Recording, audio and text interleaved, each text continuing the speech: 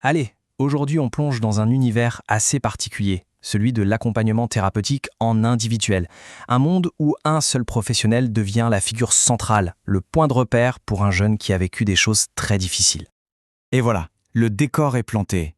Ce n'est pas de la fiction, c'est la réalité de ce qu'on appelle les séjours de rupture. L'isolement est total, les enjeux sont énormes et la relation devient le seul et unique outil de travail. Parce que cette relation à deux, ce fameux un pour un, ce n'est pas juste une version miniature du travail en foyer. Non, c'est un véritable creuset, un environnement qui change tout, qui intensifie absolument tout. Pour bien comprendre, regardons la différence. Dans un foyer, le groupe joue un rôle d'amortisseur. Il y a les autres jeunes, les collègues, la dynamique collective dilue les tensions.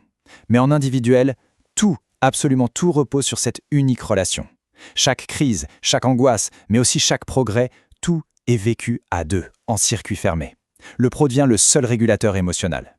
Et pour le jeune, impossible de se cacher derrière le groupe. Le masque tombe. C'est une chance incroyable, mais ça peut aussi être très déstabilisant. Et de qui parle-t-on au juste ? Souvent, ce sont des ados qui ont enchaîné les ruptures. 5, 10, parfois 15 placements différents. Imaginez, leur cerveau a fini par graver une certitude, une sorte de loi de survie. Les adultes ne sont pas fiables, ils finissent toujours par partir. La mission, du coup, ce n'est pas de leur faire de beaux discours. Ça, ils n'y croient plus. Non, la mission, c'est de prouver le contraire. Par des actes. Jour après jour. Bon, face à une telle méfiance, une telle intensité, on peut se demander comment on fait.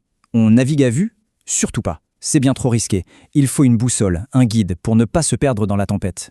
Et c'est là qu'intervient le modèle ARC. ARC, qu'est-ce que ça veut dire ? C'est un acronyme pour 3 mots-clés. Attachement, régulation et compétence. Mais attention, ce n'est pas une recette de cuisine à appliquer bêtement. C'est plutôt un cadre de pensée, une sorte de carte qui aide à orienter l'action autour des besoins réels de ces jeunes marqués par le trauma.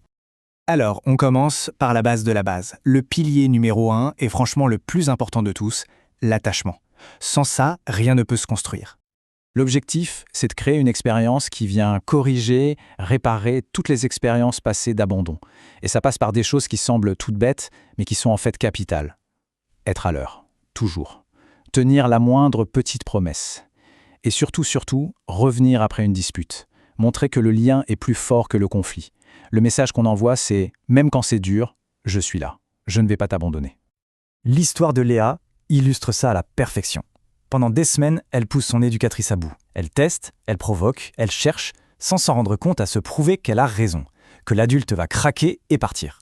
Mais l'éducatrice ne part pas. Elle verbalise même le test. « Je vois ce que tu fais, mais je reste ». Et un jour, la carapace se fissure. Léa pose cette simple question. « Tu seras vraiment là jeudi ?» Et cette question, c'est une victoire immense. C'est le tout début de la confiance. Ok, une fois que cette base de sécurité commence à s'installer, on peut passer à la suite. Le deuxième pilier, la régulation. Parce que ces jeunes, pour la plupart, n'ont jamais appris à gérer leurs émotions. Pour eux, c'est une tempête permanente à l'intérieur.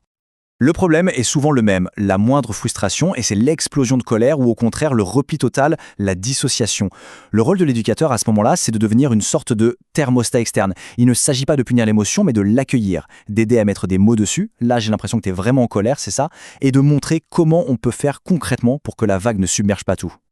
Et ce qui est génial avec l'exemple de Jordan, c'est qu'on voit bien le processus. L'éducateur ne voit pas la rage comme une faute, mais comme un signal de détresse. Il propose un outil simple, la pause régulation. Une petite marche, juste pour faire redescendre la pression. Et petit à petit, Jordan intègre cet outil. Il n'attend plus que l'adulte le propose, il le demande lui-même. Il passe de la co-régulation, où il a besoin de l'autre, à l'autorégulation. C'est ça la vraie réussite. On a donc l'attachement, la régulation, il nous manque la dernière pièce du puzzle, ARC, la compétence. Il s'agit ici de reconstruire une image de soi complètement démolie. Après des années d'échecs, à l'école, dans les familles d'accueil, partout, beaucoup de ces jeunes sont intimement persuadés d'une chose, je suis nul en tout. Le but du jeu, c'est de casser cette spirale infernale. Comment ? En créant des expériences de réussite. Même toutes petites. Il ne s'agit pas de dire « mais non, t'es génial », ça ne sert à rien. Il s'agit de trouver un domaine, n'importe lequel, de fixer un mini-objectif réalisable et de savourer ensemble cette petite victoire. Et l'histoire de Dylan, elle est incroyable pour ça. Une seule journée. Un stage d'1 jour en mécanique. Il rentre le soir et pour la première fois depuis longtemps, il sourit. Et il dit cette phrase magique « j'ai réussi un truc ». Cette petite étincelle, ce sentiment de compétence, ça peut suffire à rallumer tout le moteur. Pour la première fois, il s'est vu autrement que comme un cas social. Il s'est vu comme quelqu'un qui peut réussir. Et ça peut changer une vie. Mais attention, ce travail si intense, si proche de l'autre, il a aussi sa part d'ombre pour les professionnels. Il y a des pièges, et il est absolument vital de les connaître pour ne pas tomber dedans. Le premier grand danger, c'est la fusion.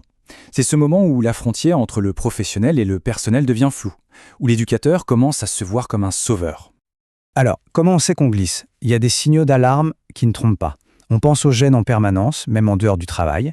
On se sent personnellement responsable de son bonheur. On n'arrive plus à dire non. C'est dangereux pour tout le monde. La seule façon de s'en protéger, c'est un cadre très strict. Des temps de supervision pour en parler, le respect des horaires et rappeler sans cesse le rôle « je suis ton éducateur, je ne suis pas ton parent ni ton ami ». Le deuxième piège, et c'est un peu paradoxal quand on y pense, c'est l'isolement. Travailler seul avec le jeune ne veut pas dire qu'on doit être seul dans son travail. C'est même le contraire. Ça commence souvent par cette petite pensée. Les autres ne peuvent pas comprendre ce que je vis avec ce jeune. Alors on partage moins, on demande moins d'aide, on s'enferme dans un face-à-face qui devient stérile, voire dangereux. La solution est simple en théorie, mais demande de la discipline. Ne jamais être vraiment seul. Ça veut dire des écrits systématiques, des réunions d'équipe obligatoires et un binôme, un autre pro avec qui partager la responsabilité. Parce que, et c'est hyper important de le comprendre, ce travail du 1 pour 1 ne flotte pas dans le vide. Il est tenu, encadré, soutenu par tout un système institutionnel. C'est ce qui le rend possible et sécurisant. En fait, il faut voir ça comme des couches de soutien, un peu comme des poupées russes. Tout au centre, il y a les besoins fondamentaux du jeune. C'est notre point de départ. Autour, il y a l'action de l'éducateur, qui utilise la boussole ARC. Cette action, elle est elle-même inscrite dans un plan plus large, le projet pour l'enfant, qui fixe des objectifs clairs. Et tout autour, pour tenir l'ensemble, il y a l'institution, l'équipe, le chef de service, la supervision. L'éducateur n'est pas un héros solitaire. Il est juste la partie la plus visible d'un travail collectif. Bon, si on devait résumer tout ça en 3 idées fortes, 3 choses à vraiment garder en tête, ce seraient lesquelles? Premièrement, tout, absolument tout, commence par la création d'un lien de confiance, un attachement sécure. Sans ça, on ne fait rien. Deuxièmement, il faut changer de regard. Un comportement difficile n'est pas une attaque personnelle, c'est le langage du trauma qui s'exprime. Et enfin, le grand paradoxe. C'est en maintenant une juste distance professionnelle qu'on peut créer le lien le plus guérissant. Et pour finir, cette citation, elle résume tout. Ce n'est pas parce que c'est intense que ça devient privé. Au contraire, c'est justement parce que tout se joue à deux, dans une grande proximité, qu'il faut encore plus de cadres, encore plus de regards extérieurs et encore plus de réflexion. C'est ça, le professionnalisme. Et c'est à ce prix-là seulement que ce face-à-face peut devenir une véritable chance de reconstruction.